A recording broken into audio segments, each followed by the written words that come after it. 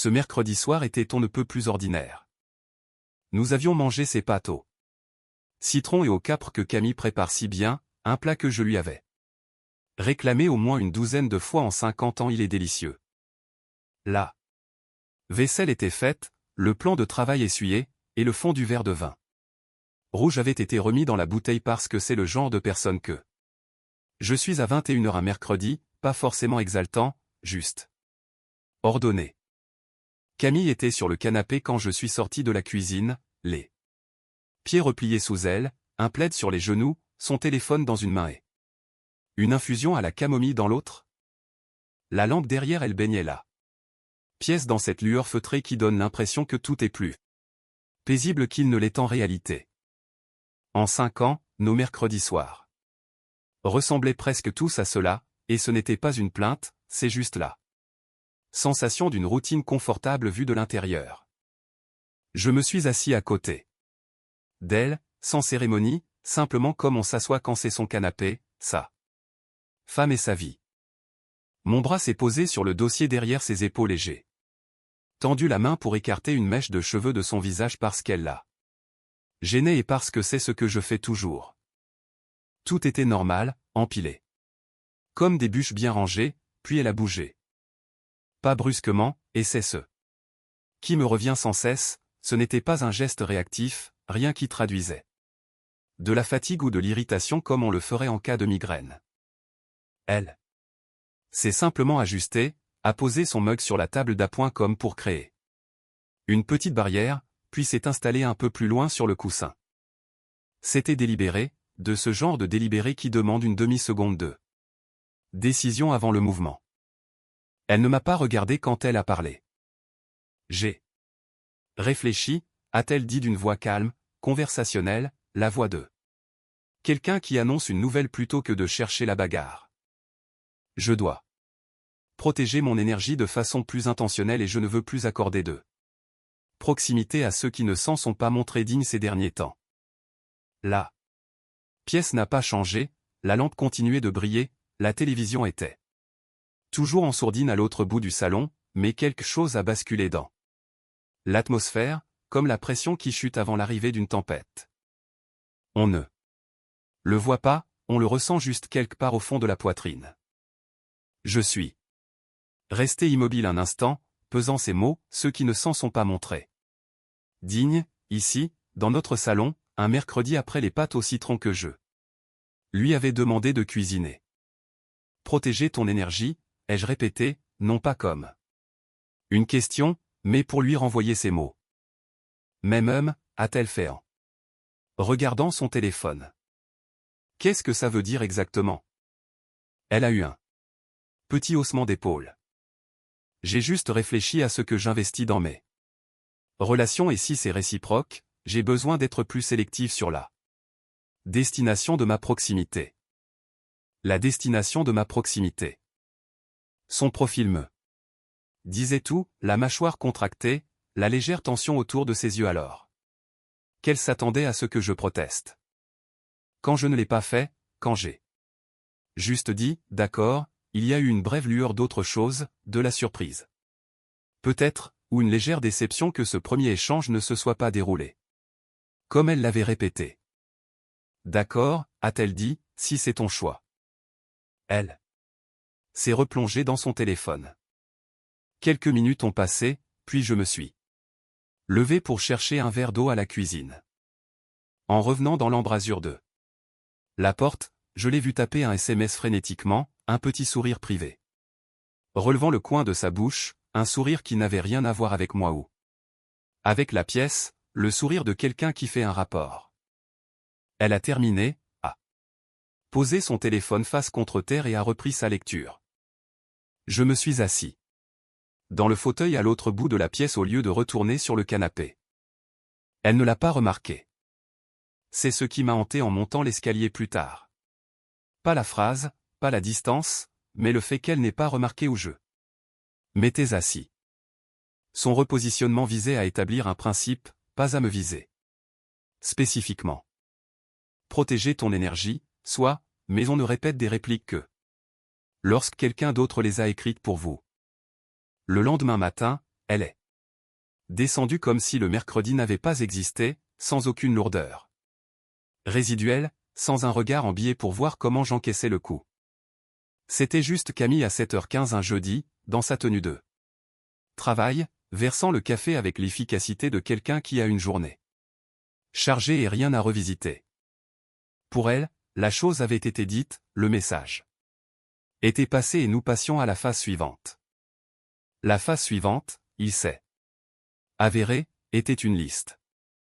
J'ai quelques trucs à te demander avant de partir, a-t-elle dit, son téléphone posé contre la crédence. L'artisan pour le devis de la salle de bain, Monsieur Morel, il m'a appelé pendant mes heures de boulot et je n'arrête pas de le rater, tu pourrais t'en occuper aujourd'hui? Bien sûr, ai-je répondu, avant de réaliser que je l'avais dit par automatisme. Ce sont des années de vie d'équipe qui vous entraînent à répondre avant même d'avoir traité la question, alors je me suis arrêté et j'ai posé ma tasse de café sur le comptoir. Elle n'a rien remarqué, déjà passé au deuxième point. Aussi, le dîner d'anniversaire de ma sœur au bistrot L'Atelier le 14, samedi soir, une table pour 8, tu es plus doué que moi pour les réservations, ça t'ennuie de gérer ça? Je n'ai rien dit. Elle a levé les yeux brièvement puis les a rabaissés. Et encore une chose, il y a un sac de dons dans ma voiture, le grand cabas bleu pour Emmaüs, tu pourrais le déposer en passant? Elle m'a alors regardé pleinement pour la première fois de la matinée, le regard de quelqu'un qui a fait une série de demandes raisonnables et attend une série de confirmations logiques. Je vais prendre mes distances par rapport à tout ça, ai-je dit. La cuillère s'est arrêtée de remuer dans sa tasse. Pardon? Je me retire, je dois protéger mon énergie, ai-je ajouté, utilisant le même ton qu'elle la veille, calme, posé, sans colère. Je ne l'accorde plus à ceux qui ne s'en sont pas montrés dignes ces derniers temps. Le silence qui a suivi était d'une qualité bien différente de ceux auxquels nous étions habitués. Quoi? A-t-elle lâché? Ce n'était pas une question, juste un mot plat. Tu m'as entendu. Elle a posé sa tasse sur le comptoir plus fort que nécessaire. Ce n'est pas du tout la même chose. Quelle partie ne l'est pas? Ce sont des choses pratiques. Julien, l'artisan, la réservation, ce sont des corvées ménagères, c'est complètement différent de ce que je disais hier soir. En quoi? Parce que. Elle s'est arrêtée, a repris sa tasse puis l'a reposée. Parce que ce que j'ai dit concernait l'espace personnel, la disponibilité émotionnelle, ici c'est juste de la logistique. Donc, quand tu as dit que tu devais protéger ton énergie, tu parlais d'un type spécifique, pas de toute l'énergie. Oui. Exactement. Alors tu aurais dû être plus précise. Elle a redressé le menton. Je ne devrais pas avoir à tout expliquer. D'accord, mais je me base sur ce que tu as dit, pas sur ce que tu pensais. Et tu as dit que tu n'accordais plus de proximité à ceux qui ne s'en sont pas montrés dignes ces derniers temps. J'applique donc le même principe. On est apparemment en train de recalibrer ce que cela signifie ici. Elle m'a fixé avec une expression que je ne saurais nommer, pas de la colère, plutôt le regard qu'on a quand l'échiquier se réorganise d'une manière non prévue. Tu es délibérément difficile. Je suis cohérent, Camille, tu l'as dit hier soir, je ne fais qu'écouter. J'ai versé le reste de mon café dans mon thermos. Si tu veux redéfinir la façon dont on parle d'énergie dans cette maison, c'est ton droit, mais la définition doit fonctionner pour nous deux ou ce n'est pas une définition, c'est juste une règle qui s'applique à une seule personne. Sa mâchoire s'est crispée. Ce n'est pas ce que c'est. Alors c'est quoi? Elle m'a regardé un long moment, cherchant un angle, une parade qui rendrait sa version du principe différente de la mienne. D'une manière qu'elle pourrait articuler. Elle ne l'a pas trouvé, pas sur le moment. Cette conversation n'est pas finie, a-t-elle fini par dire. Pas d'urgence, j'ai toute la semaine J'ai pris mon sac et mes clés, je lui ai souhaité une bonne journée et je suis parti. 30 secondes plus tard, dans l'allée, elle était déjà au téléphone. Ce n'était pas l'artisan, le ton était trop bas, trop rapide, avec ce même sous-entendu du sourire de « compte rendu » de la veille, désormais traduit en son. Elle n'était pas en train de réfléchir. Elle rapportait. Le reste de la semaine a eu une texture particulière, rien d'explosif, aucun objet n'a été jeté, personne n'a élevé la voix. La maison restait propre, les dîners étaient préparés. De l'extérieur, on aurait dit une semaine normale pour un couple normal. À l'intérieur, le courant circulait différemment. Camille a essayé plusieurs approches, je dois lui accorder une certaine créativité. Jeudi soir, elle m'a demandé de l'aider à monter un bac de rangement du sous-sol à la chambre d'amis. J'étais dans le salon avec un livre. Je prends mes distances, ai-je dit. Elle s'est tenue dans l'embrasure. Ça te prendrait 2 minutes. 2 minutes restent 2 minutes. Elle l'a fait. Elle-même en 4 allers-retours, agrémentés de commentaires créatifs depuis le couloir. J'ai tourné une page. Le cabas bleu était toujours dans sa voiture. D'ailleurs, il y est resté toute la semaine. Vendredi matin, elle était en retard et avait besoin que je confirme une présence pour un événement professionnel. Pouvais-je m'en charger pendant qu'elle se préparait? Je ne suis pas disponible pour ça pour le moment, ai-je répondu. Elle a scié. Ce n'est même plus la même phrase. Non, mais la logique reste la même. Elle a passé l'appel elle-même, ses talons dans une main, courant après le temps. Elle en avait toujours été parfaitement capable, et c'était d'une certaine manière tout l'enjeu. Vendredi soir, elle a choisi la douceur, et je dois être honnête, ça a presque marché. Elle a cuisiné mon plat préféré, un bœuf bourguignon qui avait mijoté pendant des heures, et quand je suis rentré, la maison sentait la bonne décision. Elle était chaleureuse, la conversation fluide, et pendant environ 40 minutes, on aurait dit exactement le genre de soirée qui vous fait oublier tout le reste. Je me suis laissé aller à apprécier l'instant. Puis, alors que nous finissions nos assiettes, elle a mentionné très négligemment que sa voiture devait passer à la vidange, elle détestait gérer le garage car il essayait toujours de lui vendre des services inutiles.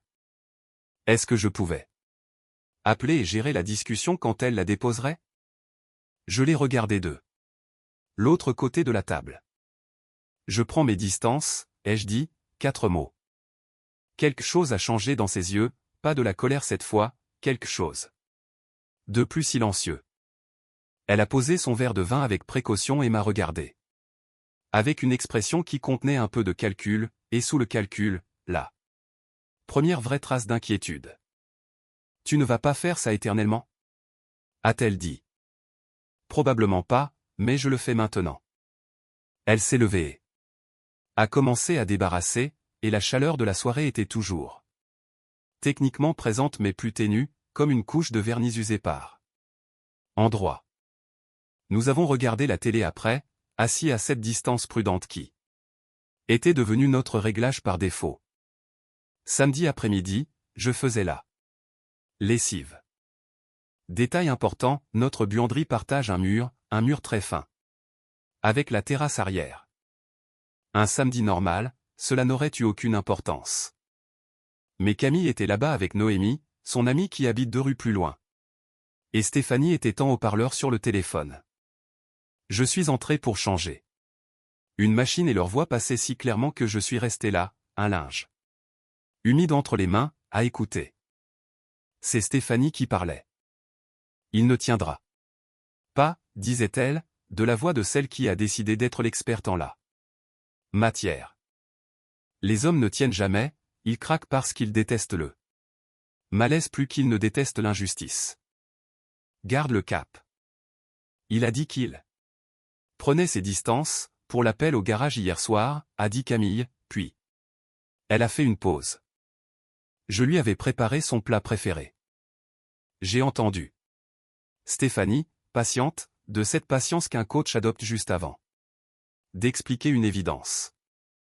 C'est exactement ce que tu devais faire. Il est censé faire plus d'efforts, pas te renvoyer tes propres paroles au visage. Mais c'est moi qui ai commencé, a dit Camille, incertaine, d'une manière qui me disait qu'elle n'était pas totalement convaincue par ses propres propos. C'est tout le but, a repris Stéphanie. Tu as fixé la norme parce que tu avais besoin d'établir que tu n'es pas disponible sur simple demande. Il est censé répondre en s'élevant au niveau. Au lieu de ça, il te copie, c'est une tactique de contrôle. Il essaie de te faire culpabiliser d'avoir établi tes propres besoins. Noémie a dit quelque chose que je n'ai pas saisi, puis, je ne sais pas, on dirait qu'il utilise juste sa propre logique contre elle, ce qui est assez juste d'un certain côté. Stéphanie a rétorqué, est-ce que tu veux qu'elle ait un mariage ou qu'elle gère une situation? Ce sont deux projets différents. Un silence. Alors qu'est-ce que je fais? A demandé Camille. Tu passes à la vitesse supérieure. Un nouveau silence, puis la voix de Stéphanie, calme et certaine. Tes parents viennent dîner dimanche, non? Et son frère vient toujours. Pour le match de foot, Damien. Oui, il vient tous les dimanches. Parfait. Tu lui fais une demande tout à fait normale devant tout le monde. Quand il sortira son truc de prise de distance, devant ton père, ça ressemblera exactement à ce que c'est, un homme adulte qui fait des gamineries pour une petite discussion. De mercredi soir. Ma mère l'aime bien, a dit doucement Camille. Ta mère verra ce qu'elle a sous les yeux quand elle le regardera refuser un truc basique devant elle. Les parents ne prennent pas le parti du conjoint contre leur propre enfant. Quand le conjoint se montre manifestement déraisonnable. Noémie, plus douce. Enfin, est-ce qu'il est déraisonnable? Parce que d'après ce que tu as décrit. Ce que Camille a dit mercredi était aussi un peu spécial. Et là, Camille l'a demandé directement au téléphone, Stéphanie, est-ce qu'il est déraisonnable ou pas? Camille instaurait une communication saine sur ses besoins, a répondu Stéphanie avec la fermeté de celle qui clôt un débat. Ce qu'il fait, lui, est réactif et punitif. Ce n'est pas comparable. Je suis resté là encore un instant, tenant mon linge. Puis j'ai mis la charge dans le sèche-linge et j'ai mis la machine en route. Voilà, tout était là. Mercredi n'avait pas été un moment spontané. C'était la première réplique d'une séquence conçue pour m'amener à quémander son approbation. Quand la séquence ne s'était pas déroulée comme prévu, la réponse n'était pas de la remettre en question, mais de faire appel à un public. Stéphanie était divorcée depuis 18 mois et avait recyclé son amertume en une philosophie de gestion relationnelle qu'elle testait maintenant sur mon mariage. Inès, dont j'avais entendu Camille mentionner le nom au moins 12 fois en 6 semaines, avait fourni le brouillon à Stéphanie, et Stéphanie l'avait transformé en plan de bataille. J'ai reposé la lessive sur l'étagère. Elle voulait un public?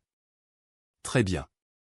Un public entendra toute l'histoire, pas seulement la version préparée à l'avance. Et cela allait se passer bien différemment de ce qu'elles avaient prévu. Quand Camille est rentrée 1 heure plus tard, le visage un peu rougi par le froid, je lui ai demandé si elle avait eu une bonne discussion avec Noémie. Super, a-t-elle répondu, un après-midi vraiment sympa. Tant mieux, ai-je dit avant de reprendre mon livre. Dimanche est arrivé comme la dernière marche avant un grand saut.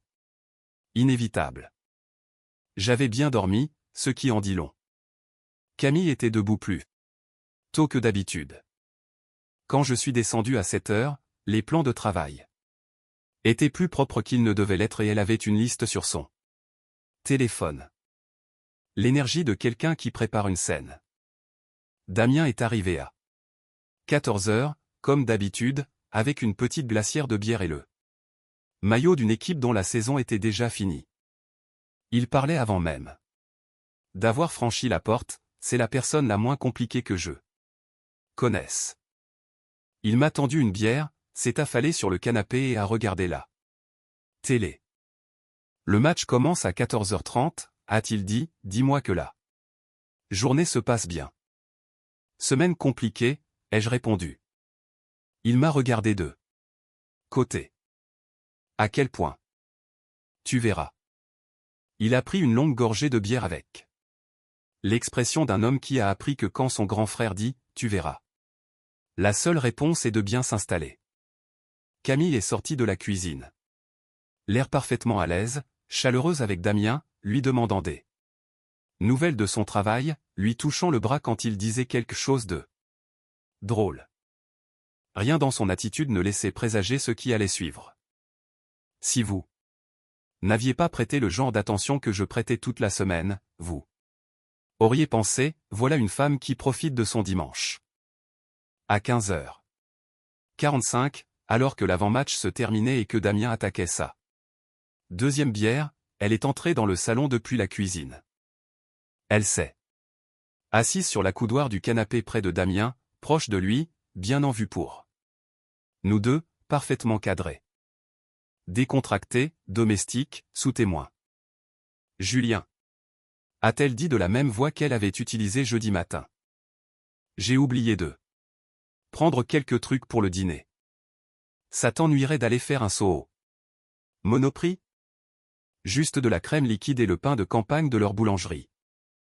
Mes parents arrivent vers 16h30, donc on a largement le temps. Elle m'a regardé comme on regarde quelqu'un quand on a déjà décidé de ça. Réponse. J'ai laissé l'écran de télé défiler une seconde de plus. Puis j'ai posé mes yeux directement sur elle. Je prends mes distances par rapport à ça. Je dois protéger mon énergie et je ne l'accorde pas à ceux qui ne s'en sont pas montrés dignes ces derniers temps. La version intégrale, toute la tirade. La bière de Damien s'est figée à 15 cm de sa bouche. Ses yeux sont passés de moi à Camille, puis sont revenus vers moi avec la précision d'un radar. Observant une détonation. Pardon? A dit Camille, son sang-froid vacillant. Légèrement. Qu'est-ce que tu viens de dire? Tu m'as entendu, Julien, a-t-elle repris, sa voix ayant changé, contrôlée mais avec un fond de brûlure. J'ai des invités, mes parents seront là dans 45 minutes, j'ai juste besoin. Que? Je sais ce dont tu as besoin, ai-je coupé, et je prends mes distances. Damien a posé sa bière sur la table basse avec la délibération d'un homme qui se retire d'une transaction. Je peux peut-être y aller, moi, ça ne me dérange pas. Reste là. A lancé Camille assez sèchement pour que Damien s'arrête net. C'est entre mon mari et moi, qui a apparemment décidé qu'aider pour le dîner était indigne de lui. Aider pour le dîner, ai-je répété. C'est un cadrage intéressant. J'ai regardé Damien. Elle m'a dit mercredi soir qu'elle avait besoin de protéger son énergie et qu'elle n'accordait pas de proximité à ceux qui ne s'en sont pas montrés dignes ces derniers temps. J'applique donc la même norme toute la semaine. Et apparemment, c'est moi le problème. Damien s'est tourné lentement vers Camille. Tu as dit ça? Ce n'est pas la même chose. S'est exclamé Camille, et je pouvais entendre ce ton particulier qui arrive quand une dispute préparée commence à dérailler avant d'atteindre la partie prévue. Ce que j'ai dit concernait mes besoins personnels. Là, c'est juste une course. Tu as utilisé le mot énergie, ai-je rétorqué. L'énergie, c'est l'énergie. Tu sors tout de son contexte. Quel était le contexte? Elle m'a regardé, puis elle a regardé Damien. Qui l'observait comme on regarde quelqu'un qu'on apprécie mais qu'on ne peut pas aider. Puis elle est revenue vers moi.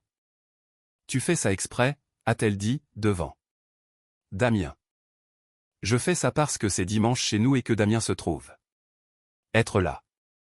Tout comme tes parents vont se trouver là dans environ 40 minutes. J'ai gardé une voix calme. D'ailleurs, j'étais dans la buanderie samedi après-midi. Quelque chose a changé dans son visage. Un calme s'est installé, une sorte de pétrification qui n'était pas là une seconde auparavant. Tu as entendu? A-t-elle dit. L'acoustique dans cette maison est vraiment spéciale. Damien nous regardait tour à tour, plus lentement maintenant, avec l'expression d'un homme qui commence à comprendre quelle semaine il a raté. Attendez, qu'est-ce qui s'est passé samedi? Elle était sur la terrasse avec Noémie et Stéphanie en haut-parleur, ai-je expliqué. Elle préparait le plan pour aujourd'hui. Le dîner, la demande, le public. Ton nom a été mentionné, Damien. En fait, Stéphanie pensait qu'un homme adulte refusant un truc basique devant ses beaux-parents et son frère aurait l'air assez mesquin pour que tout le monde lui mette la pression pour qu'il cède. Damien s'est adossé au coussin. Waouh! Stéphanie a une vision intéressante du mariage, ai-je ajouté, surtout pour quelqu'un qui est divorcé depuis 1 an et demi. Le visage de Camille montait en couleur. Tu n'étais pas censé entendre ça. Non, je suis d'accord, mais je l'ai entendu. C'est une violation de ma vie privée, tu écoutais une conversation privée.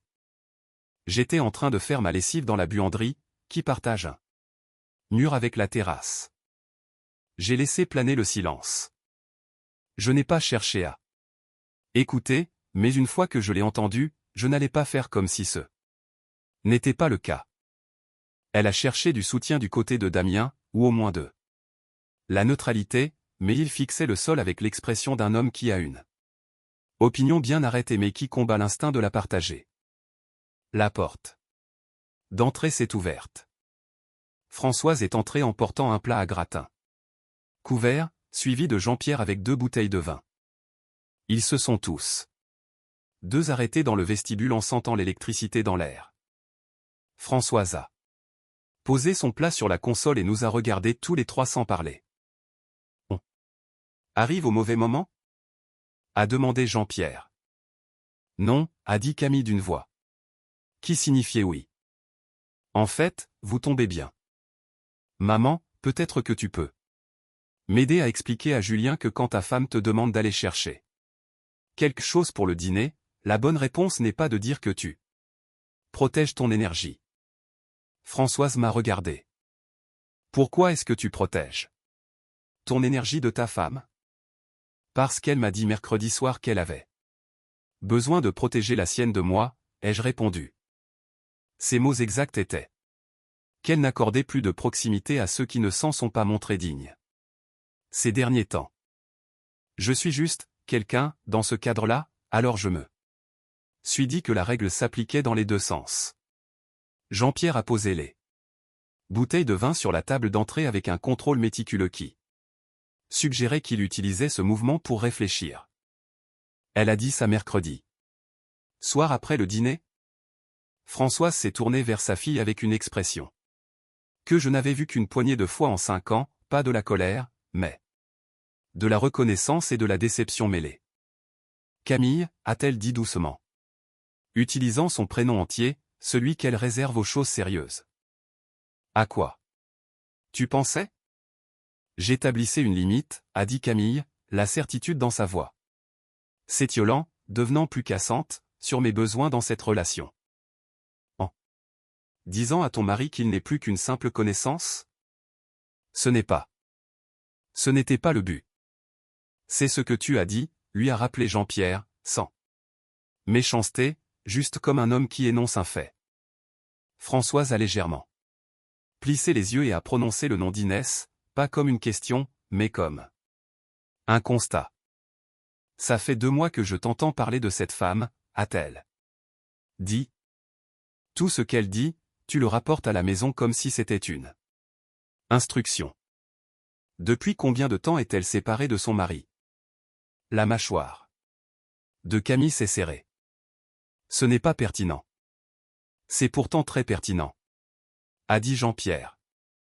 Inès a des opinions très arrêtées sur la disponibilité émotionnelle, ai-je ajouté, ce qui aurait eu plus de poids si son propre mariage avait duré assez longtemps pour générer les expériences dont elle s'inspire. Damien a laissé échapper un son entre la toux et le rire, a pressé son poing contre sa bouche et a fixé le plafond. Françoise a posé son sac à côté du plat à gratin. Cette phrase, protéger son énergie, ceux qui ne sont pas montrés dignes. C'est le langage d'Inès. Je t'ai entendu utiliser des morceaux les 2 dernières fois que tu m'as appelé au téléphone. Est-ce que tu as trouvé ça toute seule? Un long silence a suivi. Camille a fini par dire, j'ai parlé à Stéphanie aussi. Stéphanie, a répété Françoise, et le nom est tombé avec une platitude qui contenait toute son opinion sur le sujet. Elle a une vision sûre. Stéphanie est divorcée depuis 1 an et demi, a coupé Françoise, et elle gère un groupe de discussion sur WhatsApp, c'est ça? J'en ai entendu parler. Je ne pensais pas que tu prenais ça au sérieux. La pièce était devenue très silencieuse. Damien tenait sa bière à 2 mains, l'étudiant sous toutes les coutures. Jean-Pierre avait repris une des bouteilles de vin et lisait l'étiquette avec l'attention d'un homme qui sait quand laisser une conversation respirer. Camille a regardé tout le monde dans la pièce, moi, ses parents, Damien, et pour la première fois depuis mercredi soir, toute l'architecture préparée de la semaine s'est effondrée. Il ne restait plus rien. Derrière quoi se cacher, plus de phrases toutes faites, plus aucune version de l'histoire qui donnerait à ce qu'elle avait fait une autre apparence que la réalité. J'ai besoin d'air, a-t-elle dit. La porte de derrière a claqué, puis ses pas sur la terrasse. Un instant plus tard, le son étouffé de sa voix, elle appelait Stéphanie. Nous nous sommes tous les 4 répartis dans le salon dans le calme qui a suivi son départ. Jean-Pierre a ouvert le vin, Françoise s'est installée dans le fauteuil près de la fenêtre. Damien fixait la télé qui diffusait maintenant des images du match, bien que personne ne suggère de remettre le son. Je vais juste dire un truc, a fini par lancer Damien, c'est que si Mélissa me disait un jour un truc pareil, j'aurais fait exactement la même chose que toi. Tu aurais dû nous appeler plus tôt dans la semaine, m'a dit Françoise. Je ne savais pas à quel point c'était allé loin avant samedi, ai-je répondu en regardant par la fenêtre. Et honnêtement, je voulais voir comment ce dimanche allait se terminer. Jean-Pierre m'a mis un verre de vin dans la main. Sans demander mon avis. Cette Stéphanie est un problème depuis qu'elle s'est séparée, a-t-il dit. Elle parle des relations comme certains hommes parlent d'eux. Tactique de jeu, stratégie, rapport de force, qui domine et qui subit. Elle a dit à Camille que je la manipulais mentalement en utilisant son propre langage. Contre elle, ai-je précisé.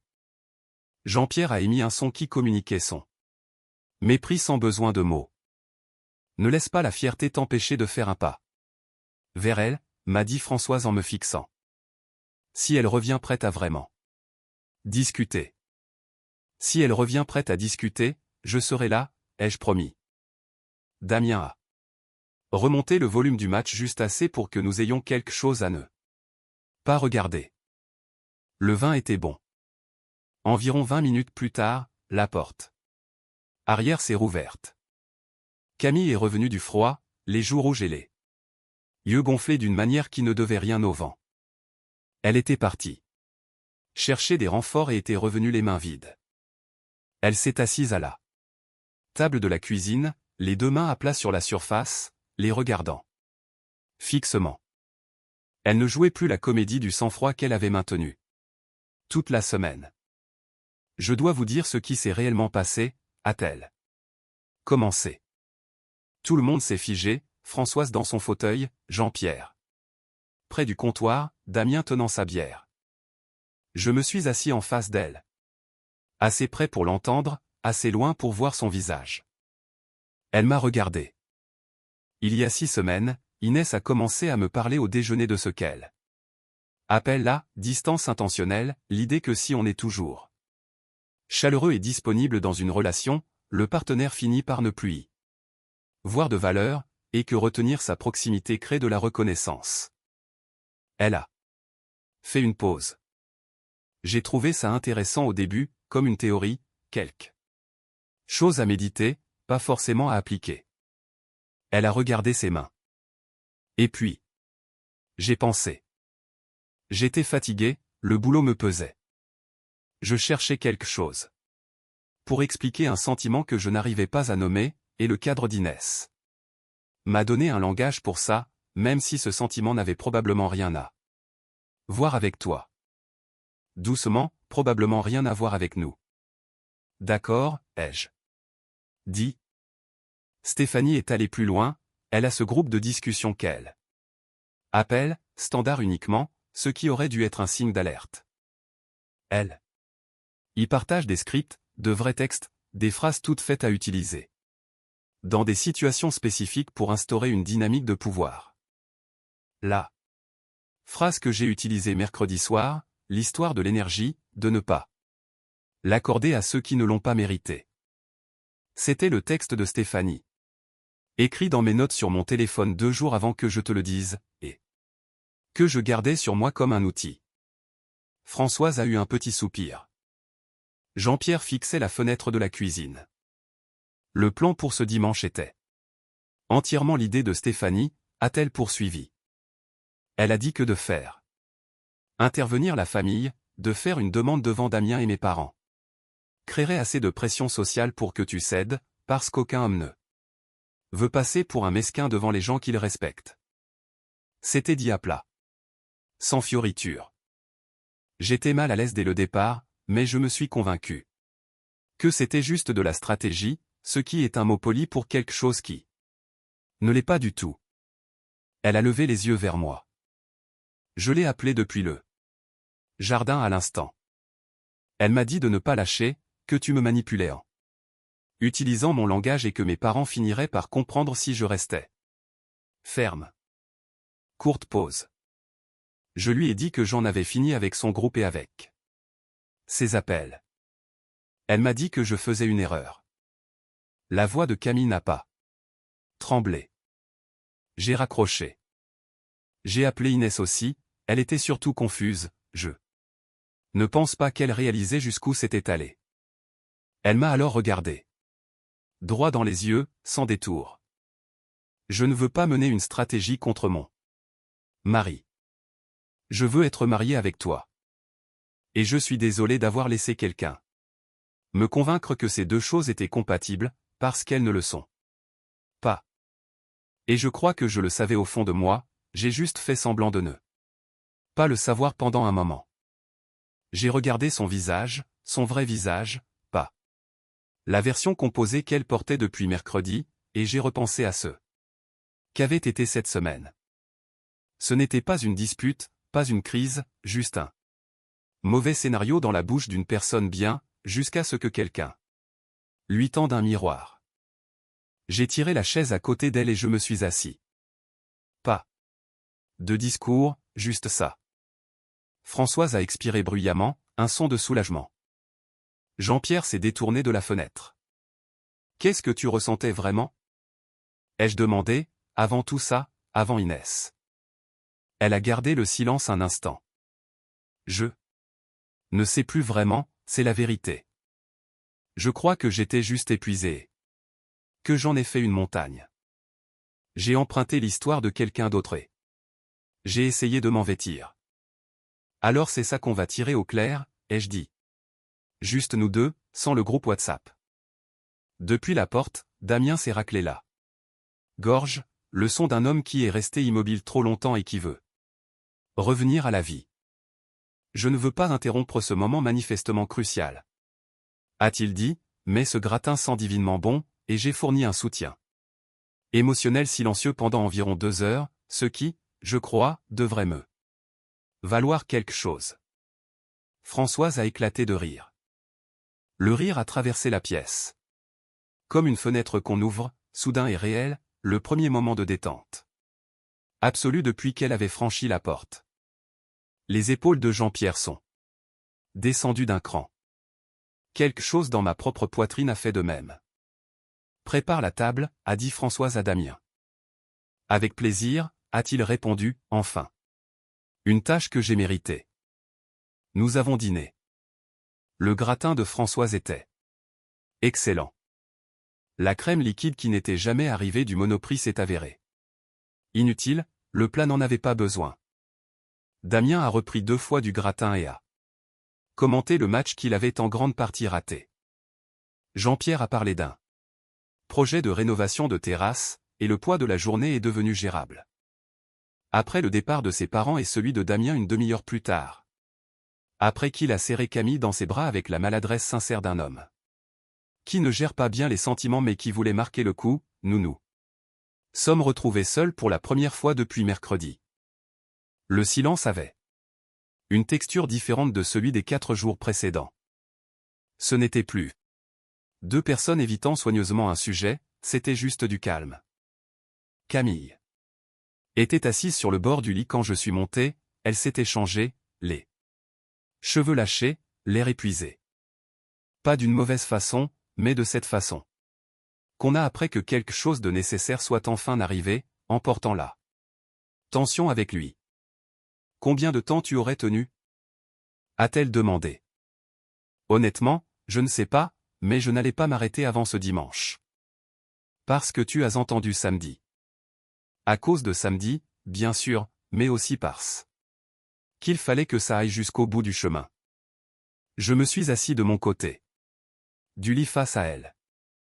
Si le public devait être là de toute façon, autant que toute l'histoire soit présente avec eux. Elle est restée silencieuse un moment. La buanderie. Ce mur est vraiment une catastrophe, les anciens propriétaires ont vraiment fait des économies là-dessus. Elle a laissé échapper un son qui était presque, pas tout à fait, mais presque un rire, petit, fatigué et vrai. Pour ce que ça vaut, a-t-elle dit, tu peux récupérer ton énergie, je jugerai si tu l'as mérité. Elle a attrapé un oreiller et me l'a jeté. Je l'ai rattrapé. Quelque chose qui était restée tendue depuis mercredi soir s'est relâchée. Juste comme ça. Entre l'oreiller jeté et le moment où je l'ai saisi, je lui ai rendu sa place. Voici ce à quoi j'ai pensé depuis, la stratégie ne fonctionne que si l'autre personne ne comprend pas le mécanisme. Elle dépend du fait que vous acceptiez que les règles ont changé et que la bonne réponse soit de faire plus d'efforts à l'intérieur du nouveau cadre au lieu de regarder le cadre lui-même et de demander pourquoi il a cette forme. Une fois qu'on voit la forme, on ne peut plus l'ignorer.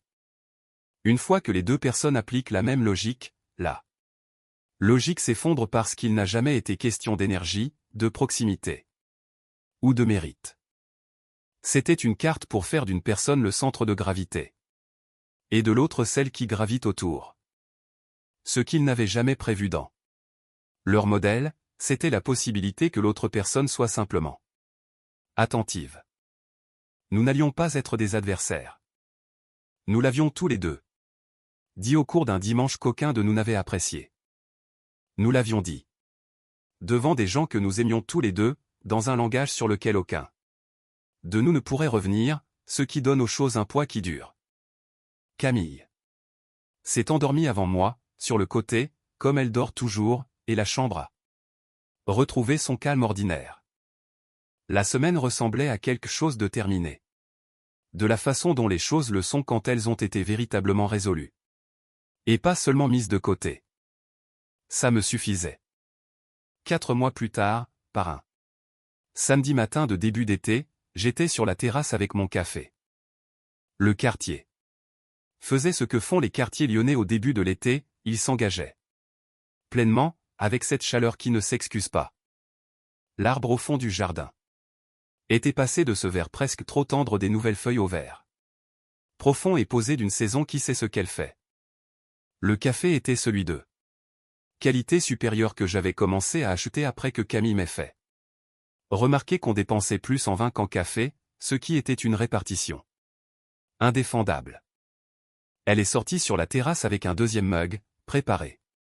Exactement comme je l'aime, ce qu'elle sait, ce que je n'ai jamais eu besoin de lui dire. Nous nous sommes assis sans parler pendant 1 minute, regardant Simplement le vert de l'arbre et le bleu du ciel. Elle allait en thérapie depuis février parce qu'elle voulait comprendre pourquoi le cadre de Stéphanie lui avait semblé si convaincant. Elle avait mentionné ce que sa thérapeute appelait la souffrance d'emprunt, l'idée qu'on absorbe la douleur non résolue de quelqu'un d'autre et qu'on l'applique à sa propre vie comme si elle nous appartenait, surtout quand on est déjà fatigué et qu'on cherche une explication. Le langage devient votre langage avant même que vous n'ayez vérifié s'il vous va. C'est un bon nom pour ça, avais-je dit. C'est vrai. Elle sonnait tout à fait comme elle-même, pas comme une version assemblée à partir des notes d'une autre. Maintenant, elle était assise à côté de moi et après une minute ou deux, elle a dit « J'ai fait un test ce matin ». Je l'ai regardée.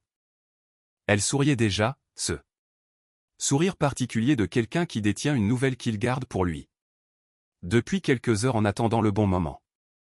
Mes mains ont fait un geste étrange avec le mug de café, je l'ai posé, repris, puis reposé plus soigneusement sur la coudoir. Ah oui? Ai-je murmuré. En avril, pense le médecin. Alors, je vais avoir droit à 9 mois de « protège ton énergie » ai-je plaisanté. Elle m'a regardé de côté. Tu sais que c'est plus proche de 11, vu la façon dont tu gères les choses. J'ai tendu la main et j'ai pris la sienne. Elle a tourné sa paume vers le haut pour prendre la mienne comme elle le fait, comme elle le fait depuis 5 ans. J'étais heureux que nous soyons tous les deux restés assez longtemps pour découvrir ça. Au final, voici ce qui compte. Vraiment. Ce qui a sauvé ce mariage, ce n'est pas la confrontation du dimanche. Ni le fait que les parents prennent parti, ni même les excuses. C'est le moment où Camille a appelé Stéphanie depuis le jardin et a choisi une autre voie. Elle était sortie chercher du renfort et on lui avait dit de doubler la mise, de tenir le cap et de faire porter le chapeau à son mari. Et elle a dit non à cet instant. Choisir le mariage plutôt que le groupe WhatsApp, choisir l'honnêteté plutôt que la stratégie, c'est là que tout a basculé. Françoise, Jean-Pierre et Damien n'ont rien réparé, ils ont juste créé les conditions où Camille a dû regarder ce qu'elle faisait sans que personne ne l'aide à le travestir. Le reste venait d'elle, et c'est aussi pour ça que ça a tenu. Personne ne l'a forcé à lui pardonner, personne ne l'a forcé à lui pardonner. Ils ont compris ce qui s'était réellement passé et ont décidé que ça ne valait pas la peine de tout brûler pour les mauvais conseils d'une tierce personne.